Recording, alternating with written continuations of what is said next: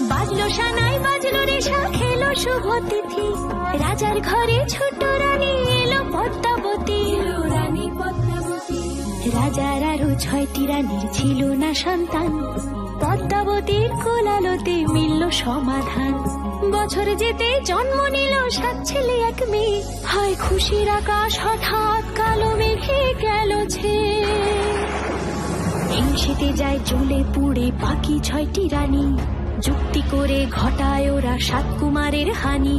সুযোগ মতো 7 ছেলেকে মাটিতে দেয় পুঁতে, বাঁচে একা পারুল ওরা পায় না তাকে ছুতে। ধাইমা বাজায় সেই মেয়েকে বড় করে তোলে, 7 ভাইকে পায় যে পারুল 7টে চাপা ফুলে।